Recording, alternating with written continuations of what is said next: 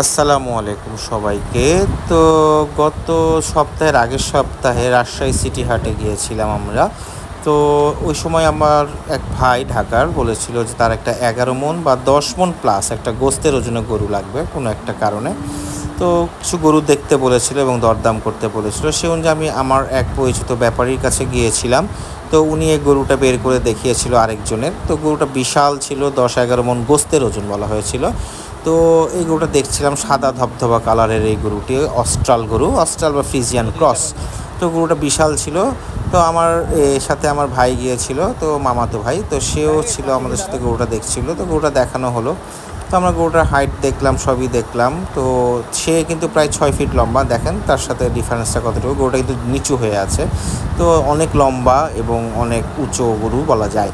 তো তারপর আমি বললাম আচ্ছা ঠিক আছে, তুমি একটু দেখো, আমি আমি একটু দেখি গরুটা। তারপর সে এসে দাঁড়ালো, আমি গরুটা দেখতে গেলাম। তো আমি একটু ভয় পাচ্ছিলাম গরুটা কী করে। তারপর একটু আদর করলাম গরুটাকে কপালে।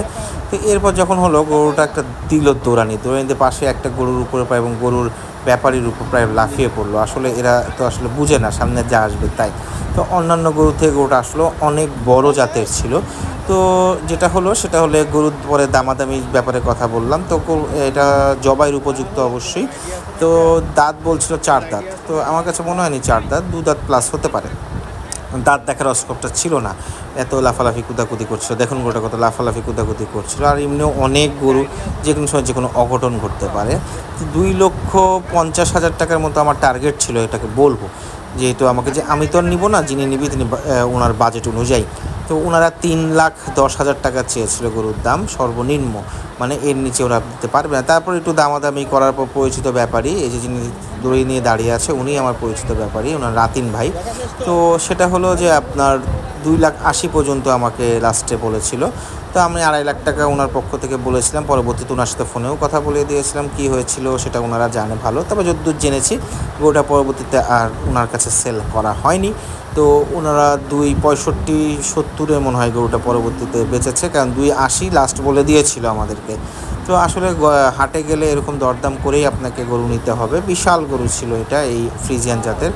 পরবর্তীতে গরুটা ওনারা বেঁধে রাখলেন, যেহেতু আমার সাথে দামাদামিতে হয়নি, মানে যার পক্ষ থেকে নিচ্ছিলাম তিনি আর বাড়াতে চাচ্ছিলেন না। তো আসলে ব্যাপার, যে গরু কিনবে তারই হাটে এসে নেওয়া উচিত, এটা আমি বুঝতে পারলাম। তো তারপরও যেটা হলো, আরেকটা গরু দেখার চেষ্টা করছিলাম যদি দেখতাম কেমন হতো। তো ওনারা আরেকটা অস্ট্রাল গরু বার করলেন। তো বার করার পরে গরুটা দেখলাম, এগুলোটাও উঁচা লম্বা ছিল, তো ওরকম স্বাস্থ্যশালী ছিল না। মিনিমাম 1-2 মণের বেশি কম হবে এতে। তো এই গরুটা আসলে আমি আর দাম বলিনি, কারণ এই গরুটা আমার ওরকম পছন্দ হয়নি বা ওনারও পছন্দ হয়নি। তো হাটে গেলে আসলে দেখে টেকে নিতে হবে, একটু বড় গরু বুঝে শুনেই নিতে হবে। সবাই ভালো থাকবেন, আসসালামু আলাইকুম।